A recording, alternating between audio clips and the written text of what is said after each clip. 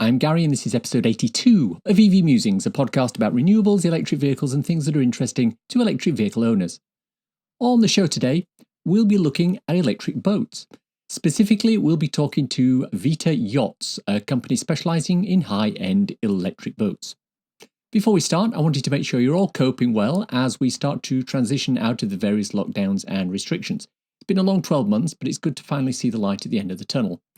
Once we're out of lockdown, the EV Club car meets will start back up in earnest and we'll finally be able to fulfil my Patreon promise of meeting up with all access and VIP patrons and talking to them for the podcast. Our main topic of discussion today is electric yachts.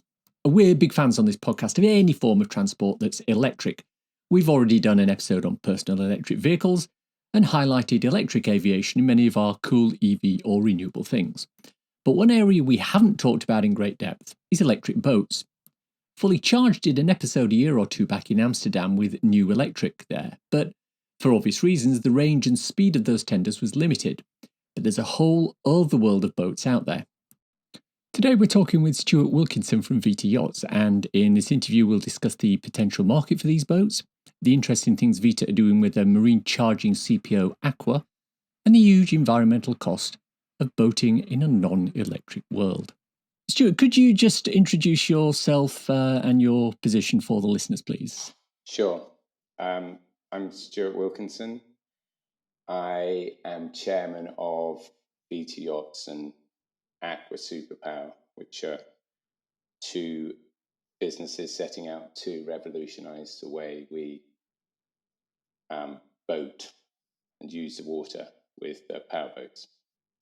Okay, wonderful. I want to dig into that into quite a lot of detail in a few minutes, but what I like to ask all my guests when they come on for the first time is, what's your electric vehicle story? What brought you into the world of electric vehicles? Sure. Of whatever shape they are. I guess it started with owning a Tesla back in 2014 and living on Malta, where I spend most of my time. I spend most of my time in Malta and on the Italian lakes. And so the logical next step once you get Tesla is, okay, cool to have an electric boat. So I went around trying to find an electric boat, and there are electric boats. Back in 2015, there were some electric boats, but none of them had the power to really give you the experience of getting into something like a Riva or a high-end sort of day boat or any sort of day boat, to be honest, and go along at 20 knots or 25 miles an hour. So I've thought, well, I'll try and build this instead. So I found a team of people, a couple of whom had some experience in building electric boats up to that point in time, which hadn't worked. So I had a lot of experience as to what we could draw on to try and make them work. And that started with the boat side, so boat design. And what you soon realize is that as things currently stand, and I'll get into this when we talk about what we're doing at the company, as things currently stand, if you take the batteries as they are, you need to build the boat around the powertrain because of the space requirements. So then we started building the powertrain.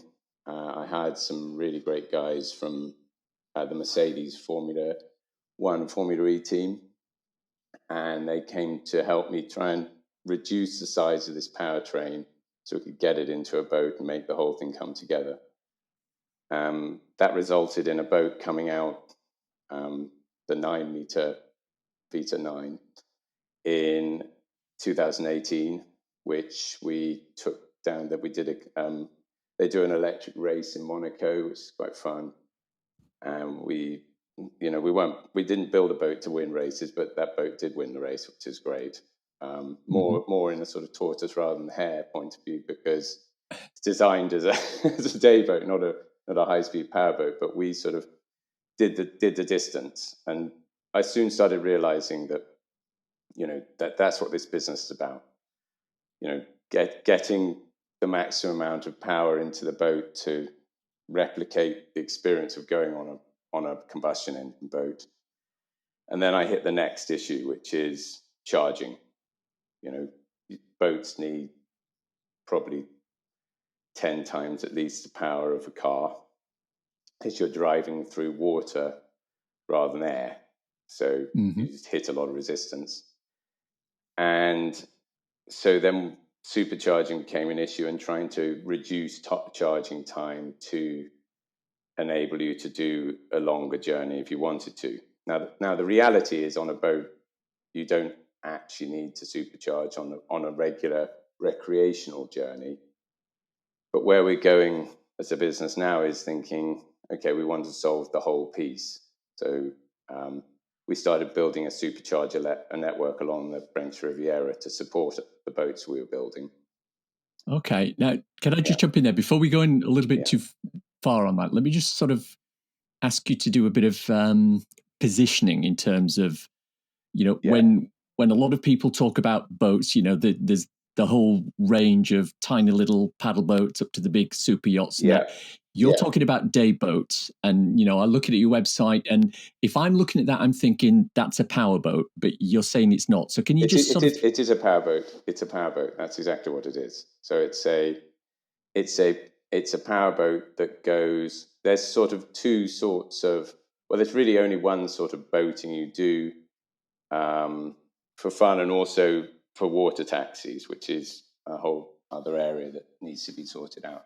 No, our positioning is, we've built I think the highest power electric day boat, and that came more out of default. I mean, at the moment, most powertrains, there are people building electric powertrains. They're cutting out at around 100 horsepower.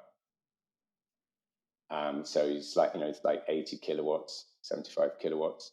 You can't really get much more power than that from a lot of the people doing electric powertrains. So we sort of found ourselves, in terms of positioning, we're coming in at about 100 horsepower and going up from there to about 600 horsepower.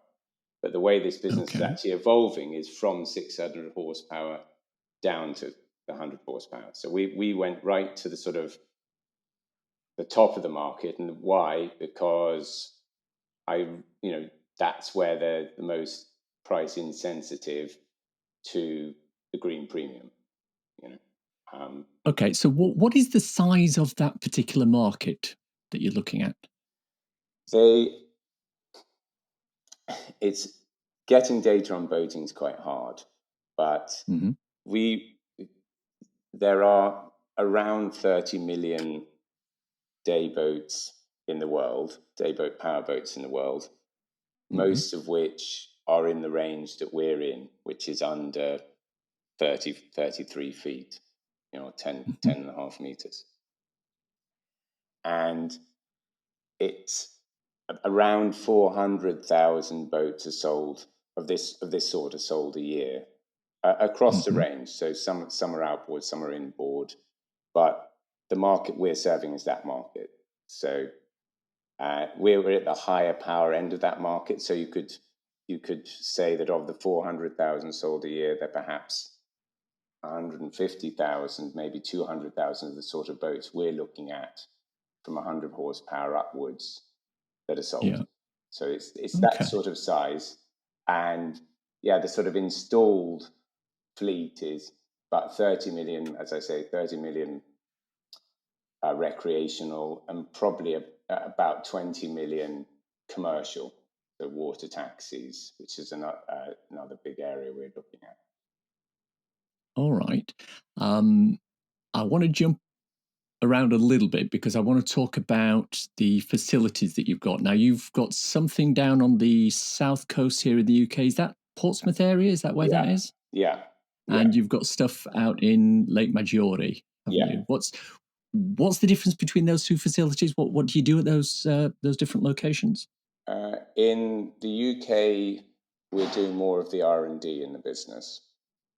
So that's where we're developing the powertrains, but it's not quite as clean cut as that, because to build what we're calling the surfboard, which is powertrain that tries to resolve this issue I talked about that we faced at the start, creating a powertrain shape that can go in many different sorts of boats rather than requiring people to build boats around the powertrain.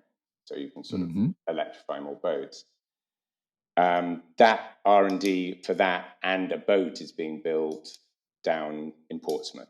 So that boat is we're going to call the Vita Seal, which isn't on the website yet, but it was meant to come out last year, but COVID has delayed things a little bit.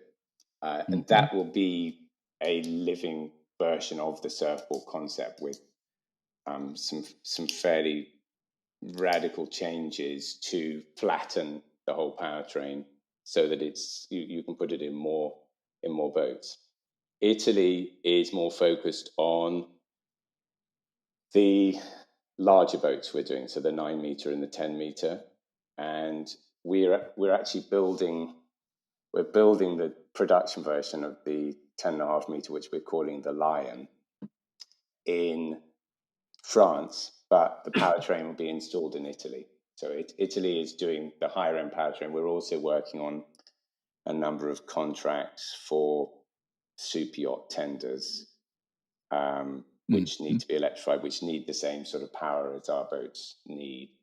And they'll also be done from Italy. So Italy eventually will be the production center, and the UK R&D. That's how we're seeing it play out. Now, correct me if I'm wrong, Lake Maggiore is landlocked. So how do you get the boats from there down to the Mediterranean, for example? On the back of a truck. So that's a slightly unfortunate side, but there's no way of avoiding that. So you have to put it on the back of a truck. You can put the Seal, which will be about a 7 meter boat, you'll be able to pull behind a Model X or a hybrid. But the 9 and 10 meter boats you have to put on the back of a truck to get them down to the Mediterranean. Okay. All right. Let's move on now to your the e-boat Superchargers. I think you're referring to them. I'm looking at a picture now of the one I believe is put in Monte Carlo. I think it's the one I'm looking at. Yeah. What's the yeah, there we go. It's got AC and DC on it. And what's the power on those? Are they 50 kilowatt DC? That's what we've done. What those are at the moment is standard 50 kilowatt auto chargers that we're going to replace out with a marinized solution that will deliver 2 times 75 kilowatts. So we're in the process of finalizing those chargers, and they will be installed and replace all of the ones along the French Riviera this summer. Wonderful. And of course, being an EV driver yourself, and obviously I've got an EV, the big battle there is the charging standards, CCS, CHAdeMO, Type 2 AC, etc. Is the same sort of, shall we say, competition going on in the boat charging market? Is there a standard that you're settling on for actually the connectors? CCS. And there's less of a battle actually happening in the boat market. The real battle in the boat market, if there is one, is between AC and DC. So there's a sort of 2 modes of thought. One is let's try and reduce the resistance of the boats so they go further and you can avoid having to recharge. And that's great if you build a dedicated boat that's designed to do that, which probably needs to foil. We are coming from the point of view of trying to maximize the electrical application. So we're coming from the point of view you have to have DC charging to do that, because a boat will, although most people might go out for an hour and a half and they'll be quite happy, or 2 hours, and the boat will last fine to do that, probably 3 hours even, because you don't go at full speed all the time. Of actual transit time I'm talking about. The fact is that everyone is focused on range like they are in the car world. And so we we feel that a key part of the package, and really what needs to be there, the infrastructure that needs to be in any area before the boats, a significant amount of boats go electric, is to have DC charging. So, that's right now I think we're the first people to have DC charging on our powertrain. We've been doing that for a couple of years now, and we're pretty confident that it's working really well. And more people now want to do that. So it's sort of chicken and egg. Once we've done the infrastructure, then more and more people building electric boats and electric powertrains for boats will be able to provide the supercharging option. And we're working with those guys now on the business, which is why we're rebranding it Aqua. So it's sort of a separate business run by a separate team that engages with everyone in the electric boat market, not just Vita. Okay. Now, at the moment, you have, particularly down on the Côte d'Azur, you've got, is it Saint-Tropez, Cannes, Monaco as 3 locations, and 1, 2, 3, 4, 5, 6, another 8 that are planned. Yeah. Is that sort of a short term, or is that where you're going to stop on that? We probably next week we will release the website for Aqua, which will take the charging map you have there on the Vita site and present that as like stage 1. What we're wanting to do is electrify all the boating areas of the world, which is relatively ambitious, but something that's our mission.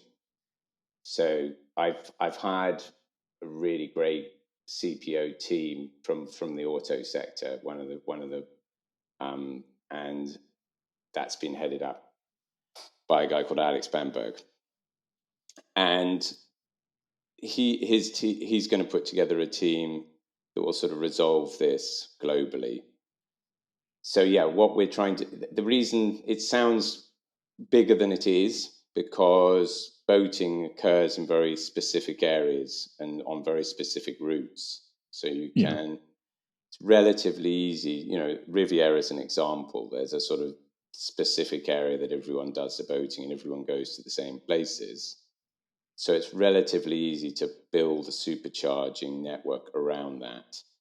And we've got some quite interesting ideas as to how to kind of go mobile with charging too, by sort of, I guess that kind of brings together the two sides of the business to have a sort of charging platform that can be towed to certain areas, but that might be where we go when the volumes get up there. But fundamentally, very, very easy to electrify certain areas. So we're talking to people in Lake Tahoe, Lake Washington in the US, the Bay Area, San Francisco, Miami, and UK South Coast. Riviera is set out there. Scandinavia, Stockholm, somewhere we see. Talking to some really great people there about electrifying that. Venice, that's very much commercial solution. Sydney Harbour. So, as you can hear from that, you can sort of arrive in a certain area where the boating's happening, commercial or recreational, put the charging network in, and then sort of resolve it. For instance, there's a debate in Venice at the moment that until now, the official line is it has to be hybrid, which is not the case if you have a supercharging network. But if you don't have one, then everyone will say, it takes 8 hours to charge a boat. It's not practical. We can't have taxis running like that. But with supercharging, we're down to about 40 minutes now of charge time, 10 to 90%. So, it becomes really, really easy to electrify a whole area when you're doing it at that level. That's a plan.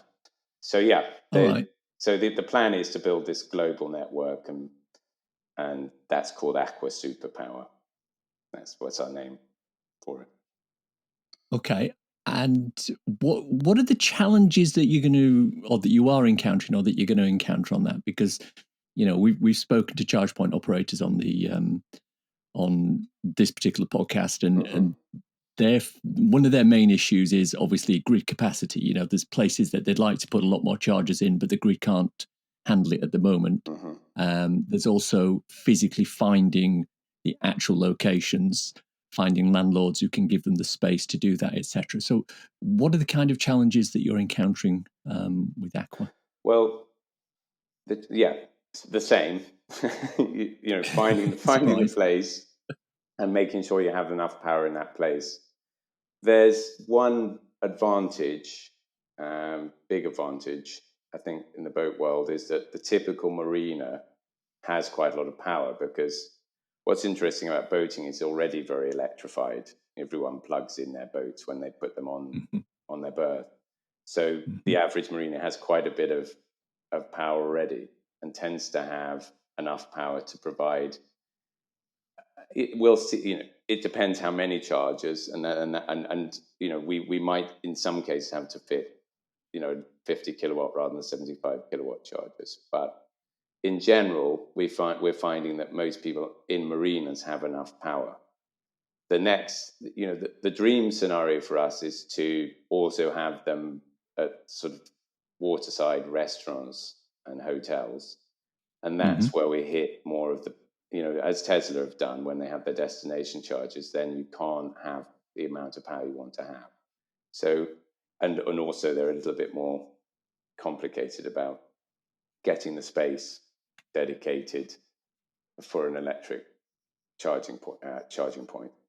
But so that's where we are at the moment. Is we're finding that people are very keen to do this. They what's brilliant is what's happened in the EV and the car world has sort of made the discussion much easier than it was when we first started trying to put superchargers in 2 years ago.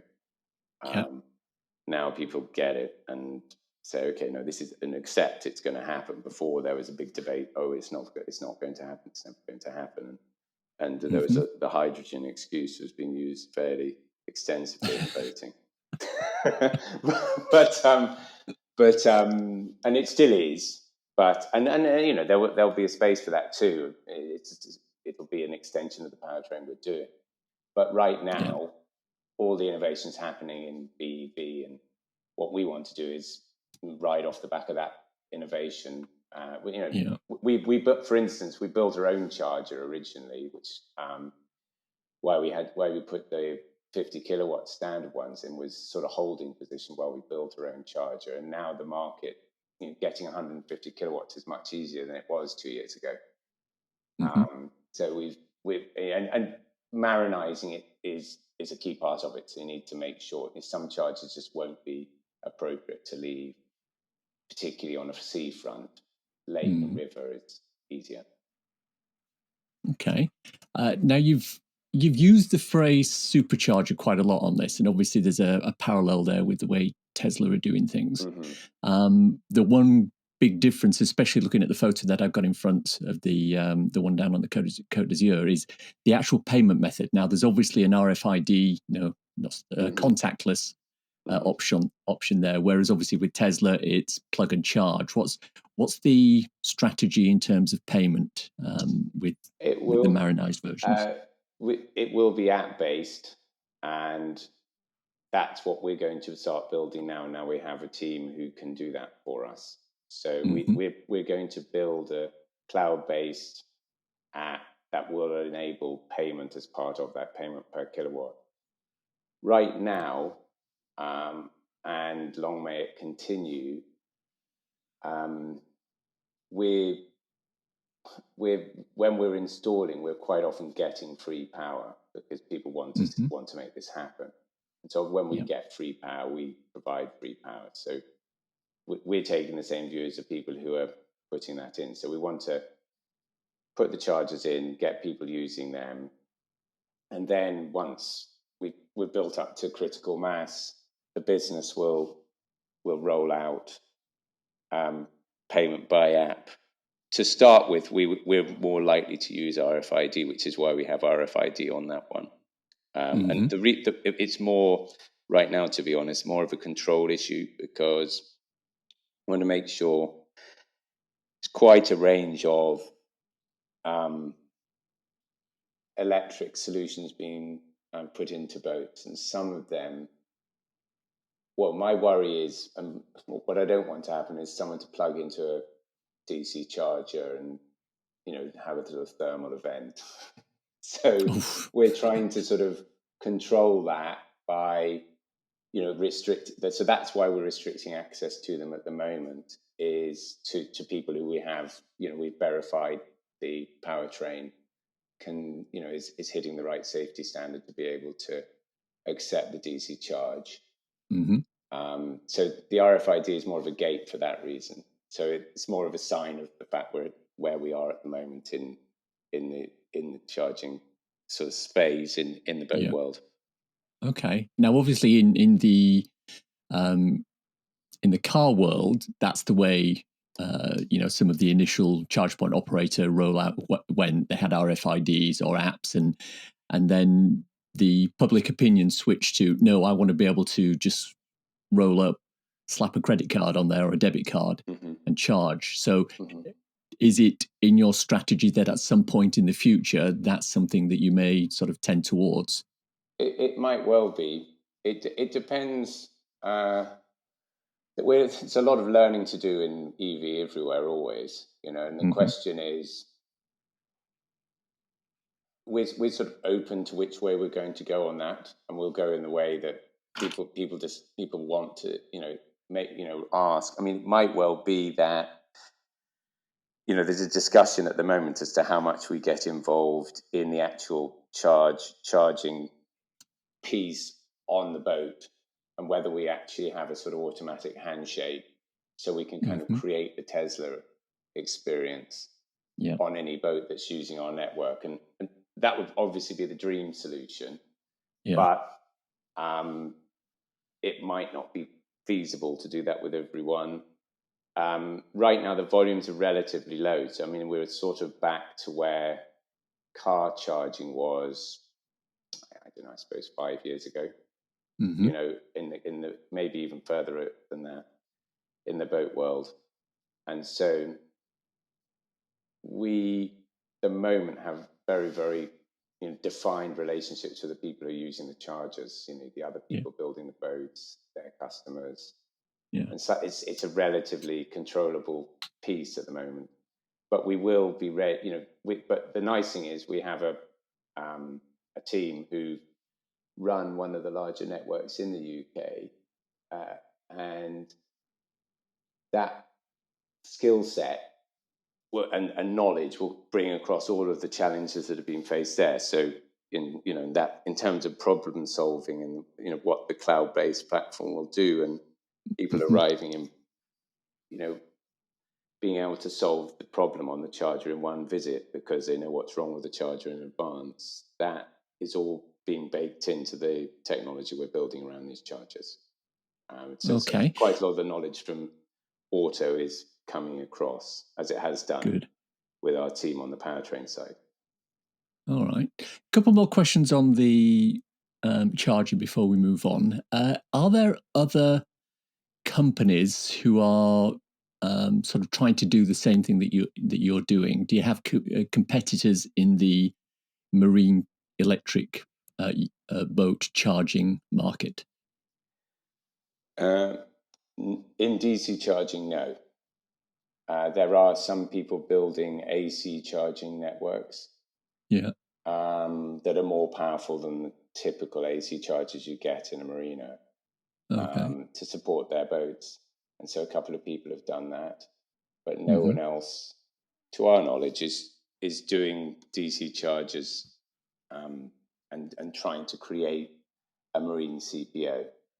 I mean, and we know that because when we're talking to Venice, for instance, no one else is in that space. There's in terms of like trying to do a network, there are people who can do put the charger in, but to make this all work, you need to sort of make all the chargers work together and interact with the user so they can see which charger has got who on and how many people are on and whether it's available and all of that seamless kind of connectivity. No one's doing that. So no, at the moment we're the only people doing it.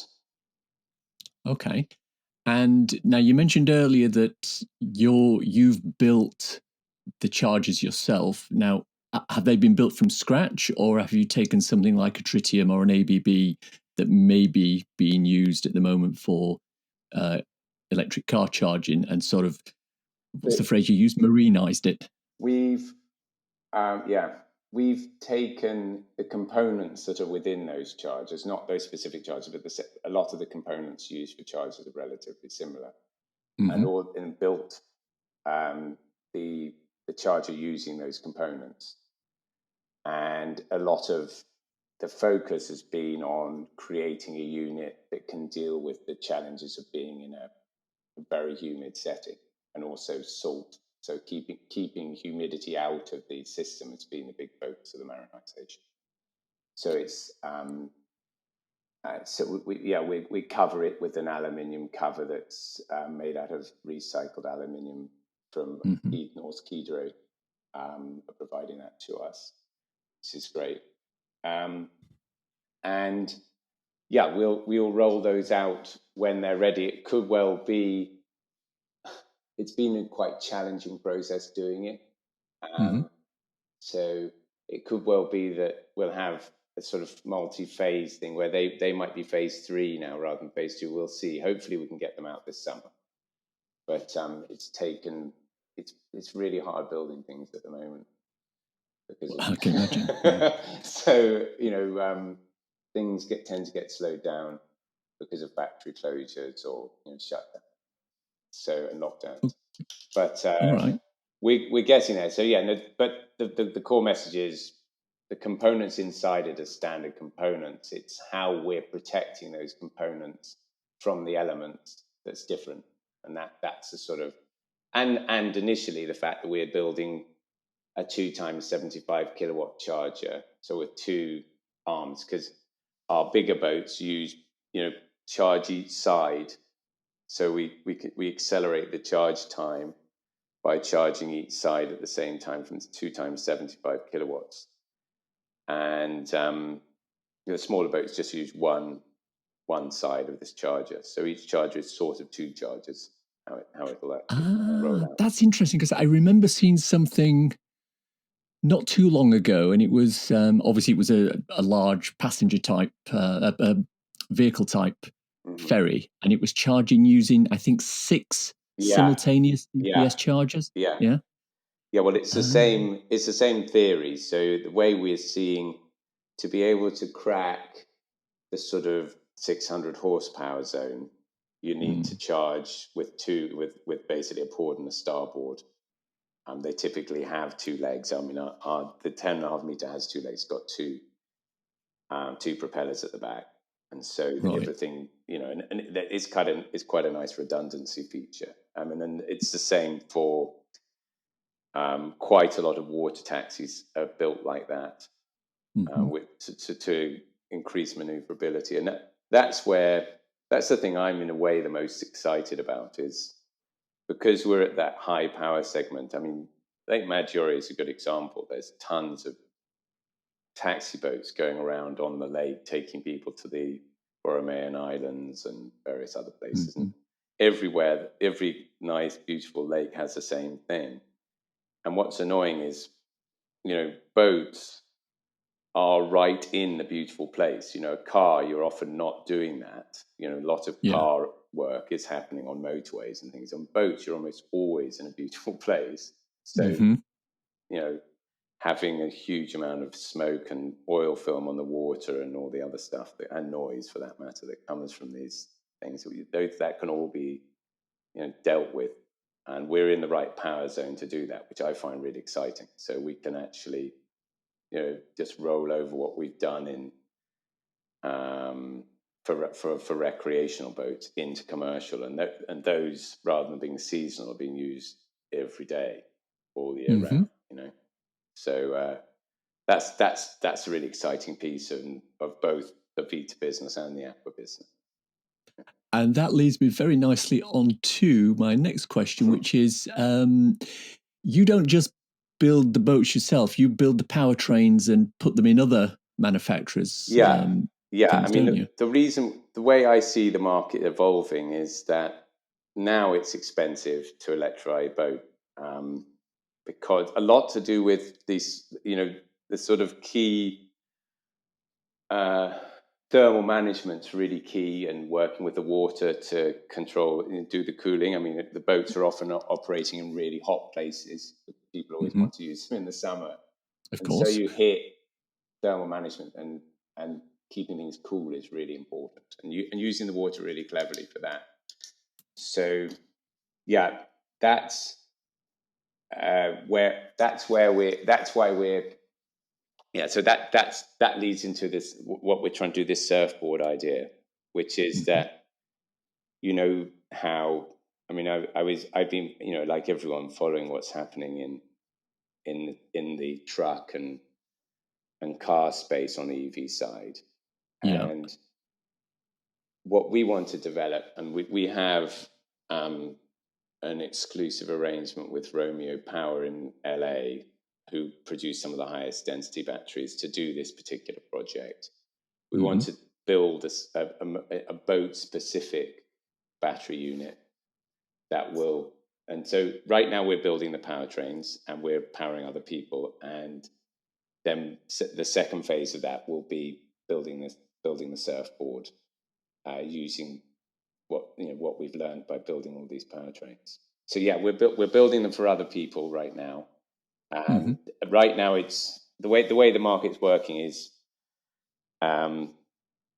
everyone's up at. We have a sort of pyramid. I'd love to send that to you, actually, to sort of explain this. But we see it as we've sort of got a pyramid where above $300 per kilowatt hour, you're sort of in the high net worth early adopter, but really high net worth space, and or regulatory driven. You have to do this. So you're seeing that with ferries. They're going electric because people are saying this has to happen. Yeah. Then if you get down to 200 kilowatts, you can capture more of the early adopters. It's $200 per kilowatt hour. And then above $100, you're getting into the mass affluent and many, many more commercial applications. And below 100, everyone can do it because you're building something that's cheaper than combustion engines. And we see it. So the business is sort of built around that. So right now we're building our own boats because they are going to be relatively expensive boats because of the powertrain, the cost of the powertrain, and to do it safely, it just is expensive, fortunately. But, all of that R&D, when we build our own boats, then we'll transfer. It already is at the sort of high net worth space, and in some specific situations. But as we keep doing that, the price point will allow us to move, widen the pool of boats that can be electrified. So yeah, we're starting with building our own boats and some relatively expensive applications, and then we start moving down the pyramid to a wider group of boats that we can electrify. And that's what the surfboard project is to create that platform that we can put into any boat. So we have a naval architect in the team who has pretty much almost all the boat hull designs you can get hold of. And we're using that to say, okay, this is the space that all boats have. So let's design something around that space, rather than saying to people that, if you want to be an electric boat, you have to create a massive space for this battery that they don't have. Yeah. In a super yacht tender, that works fine because they have these seats along the side that you can put batteries under. But and the same with actually a taxi boat, but which we're working on in Venice. But when you get into larger scale applications and sort of regular boats people are using all over the place, you need to create a flatter battery that you can slot in to the space under the deck. So that's a key part of that. It's almost harking back to the original days with Rolls-Royce, and Rolls-Royce only used to make the powertrain and the chassis, and then they'd hand off that to Mulliner Park Ward, who do the coach works and actually put the rest of it on. There's a certain amount of parallel there, isn't there? Interesting. No, I mean we don't want, and we don't actually build the boat part of our boats, because they're brilliant people who do that, and there's no point us trying to replicate that. Our skill is in EV. Our team is, a really good group of engineers and electrical engineers and programmers who can make the EV piece work and understand how that works best in boats.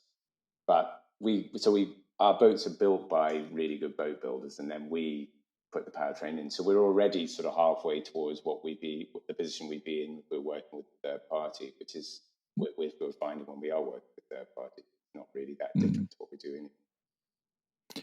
Now, obviously, there is another huge market segment, which is sailboats that obviously also need some sort of motor for when they're not using the sail itself. Is that an area that you'd be looking at in the future? It's an area that is pretty well catered for by some people I know really well and are really good at this. It's Torqeedo, who have been making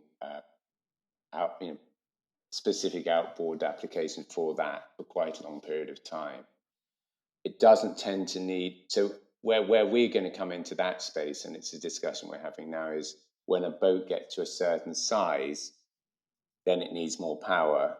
And then, as I said, for it's sort of cutting out, they're cutting out around 100 kilowatts or a little bit under 100 kilowatts. We're coming in at that point. So any sailing boat that needs more than 100 kilowatts power, we can provide that solution. And so that's where, so yes, we will do that. And it's something that I can see coming. But right now, we're very focused on the sort of powerboat piece because, I mean, the numbers are fairly shocking in terms of CO2 emissions. We've been doing these numbers for someone recently. But, when you go out on a reefer or something similar for a day out, you emit about a ton of CO2, which is, and, the average car, people say it's around 12 to 15 kilograms. So it's an absolutely massive difference. So, if a car generates 4 or 5 tons of CO2 a year, it's equivalent to going out on one of these boats, and it's the same is true with a water taxi, by the way, for 4 days. So it's a massive thing that needs to be dealt with. And so that's why we're focusing a lot. That's what, going back to the sailing boat thing, some of the smaller engines are not the big offenders. The big offenders are the higher powered piece. I mean, obviously the biggest offender of all is shipping. But, there's actually a huge amount of pollution coming from, it's because no one really knows. It's because it's fairly unregulated, the waterways. No one's got into thinking about that much yet.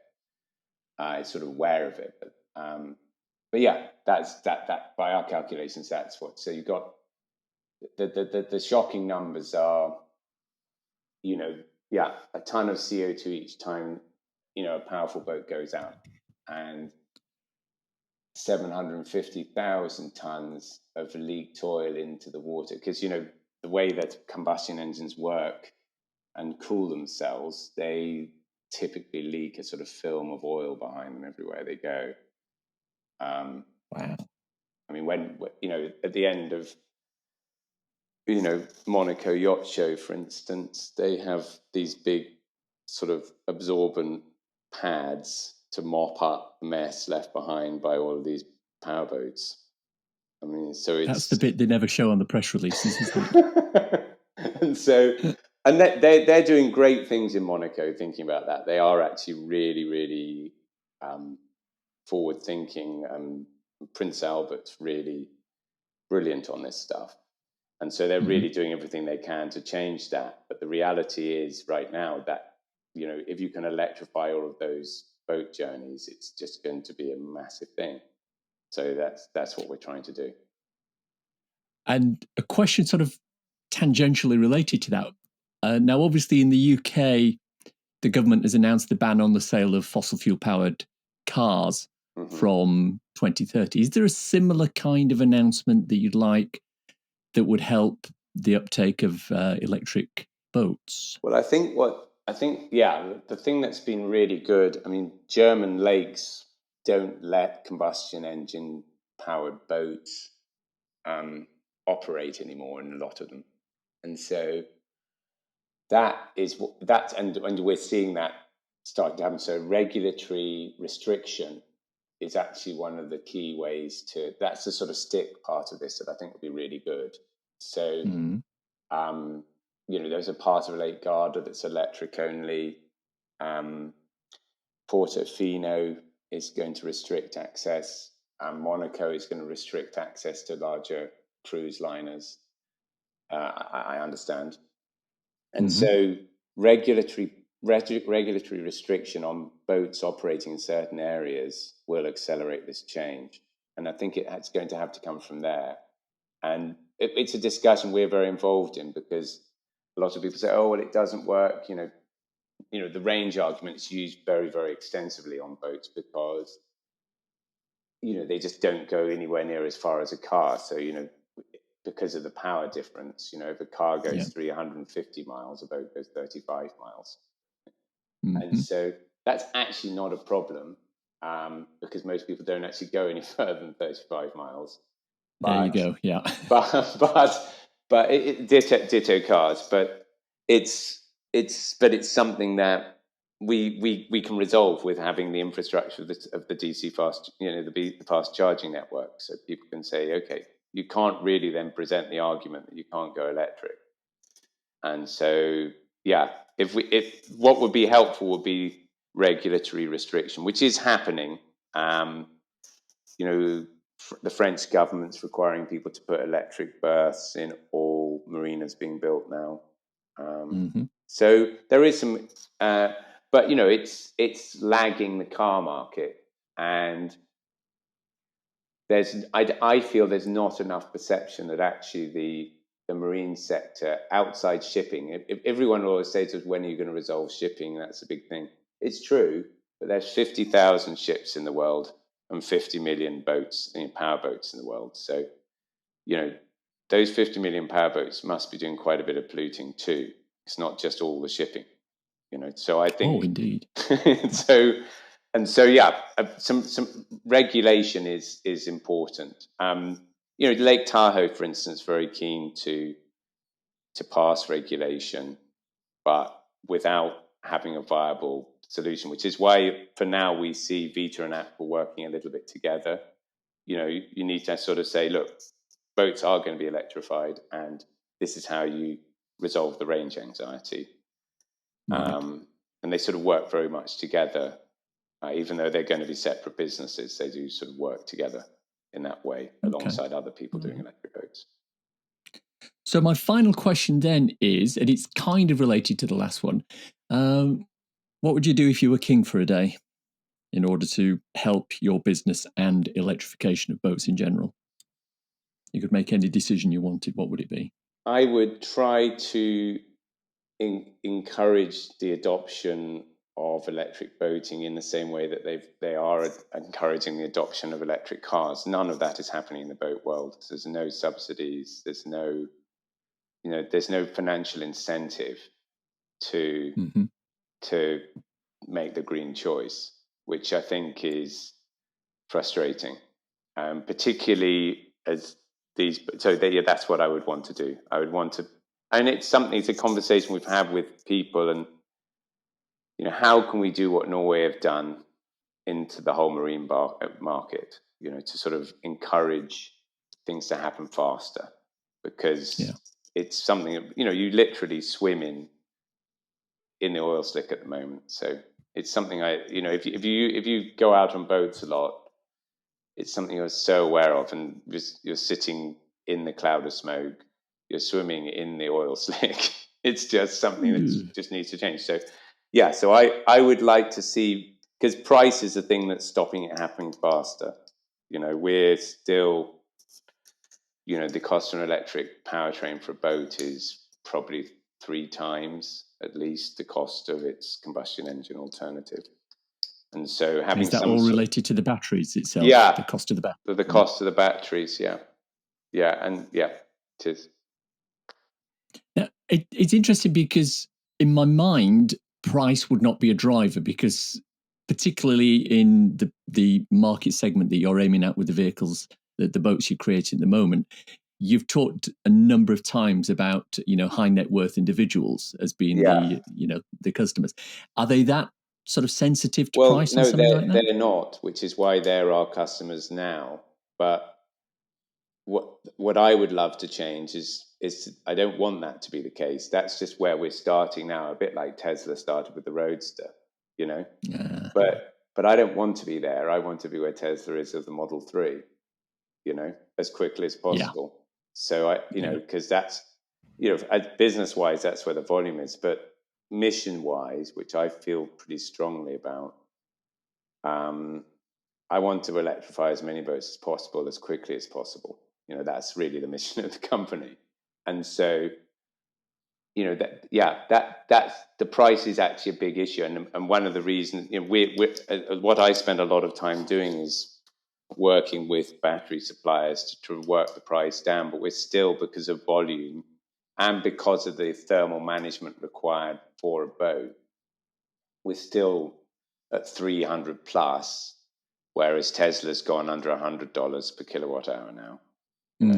So, and there's the 3 times right there. That's why it's 3 times more expensive than the combustion engine. So if we could get price down faster, then I can get it into more and more boats, or the business can, and that would be the brilliant thing to do here. So I don't enjoy the fact that we're just doing boats for the high end of the market and commercial applications where there's strong regulatory pressure. For instance, that's the discussion in Venice. If we could get to a lower price point faster, then all of the boats in Venice will electrify. The resistance there, which is totally understandable by the operators, is I don't want to spend, 100,000 more on my taxi boat because it's electric. Even if you can make the argument that over time they probably will get that money back, which they probably will, it just makes it harder. And, as you know, with electric cars, there's so many people wanting to make the argument as to why they can't do it. And so, And I think that is an appropriate place to stop. Thank you very much for your time, Stuart. I really do appreciate it. This whole area of electric vehicles that are not cars or bikes is something that I personally am very, very interested in. So, to get someone like yourself on to give us such a knowledgeable discussion is absolutely fantastic. So I really appreciate it. No, I really enjoyed the discussion. Thanks, Gary. I love talking about it. It's time for a cool EV or renewable thing to share with you listeners. I know it's a little trite, but I'm going to mention the Fully Charged live events. The one I'm talking about was originally scheduled for the middle of last year. This is Fully Charged Live UK. Then it was delayed to later in the year for COVID reasons. Then it was delayed to June this year, but they wanted to put it out in the open air rather than undercover. Now, with various restrictions, etc., that are still going on, it's been moved yet again. This time it will be Friday, Saturday and Sunday, the 3rd, 4th and 5th of September. It will still be in Farnborough in the south of England, and it will still be an outside event. If you have purchased tickets already for this event, they'll be automatically transferred across to the new date. But if you haven't bought them, please head to the Fully Charged website and follow the link there. I'll put the link in the show notes. But not only that, Fully Charged will be doing 3 more events outside the UK and in reverse date order. These are Fully Charged Live Australia, which will be live in Sydney on the 29th and 30th of October 2022. Fully Charged Live North America in Austin, Texas, the 23rd and 24th of April 2022.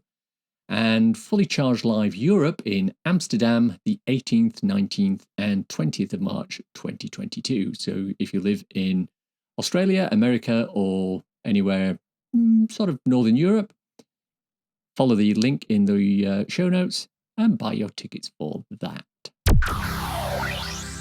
And that's the show for today. Hope you enjoyed listening to it. If you want to contact me, please use the EV Musings Twitter account MusingsEV, or I can be emailed at evmusings@gmail.com. If you want to support the podcast and newsletter, please consider contributing to become an EV Musings patron. The link's in the show notes. If you want a quick reference ebook to read on your Kindle, I wrote a little something called So You've Gone Electric. It's available on Amazon worldwide for the measly sum of 99p or equivalent, and it's a great little introduction to living with an electric car. Links for everything we've talked about in the podcast today are in the description. If you've enjoyed this podcast, please subscribe. It's available on iTunes or wherever you get your podcasts. Please leave a review, preferably 5 stars, as it helps raise visibility and extend our reach in search engines. Thanks as always to my co-founder Simon. You know, he's a real speed freak when it comes to his e-skating. He got one of the fastest boards you can buy, but he really wanted that little extra bit of oomph. So what did he do? I hired some really great guys from the Mercedes Formula 1 Formula E team. Thanks for listening. Bye.